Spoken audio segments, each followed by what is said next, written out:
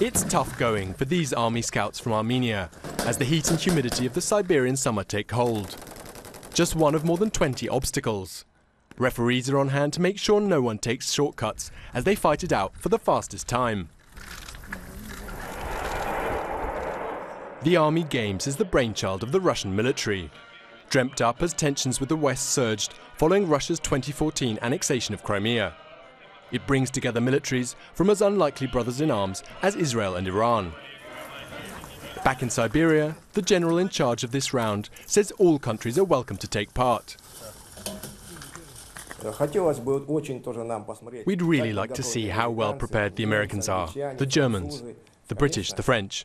It would be really interesting and great to watch.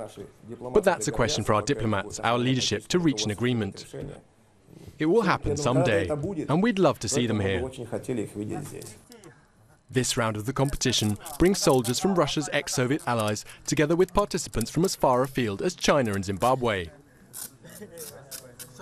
Of course, there are some marked differences in terms of procedures and some of the things, but army is the same. We still do the same things, though in a different environment. How do the troops talk to their Russian colleagues? Oh, okay, yes, of course we are having a challenge there, but we are trying to get some of the words, though talking is a challenge, but understanding is not that difficult.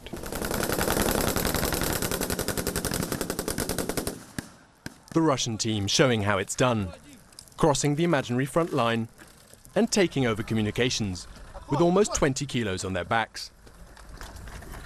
For all the good humour and talk of sportsmanship here in Siberia, the so-called NATO fence behind me is a reminder that ties between Russia and the West are at their worst for more than 20 years.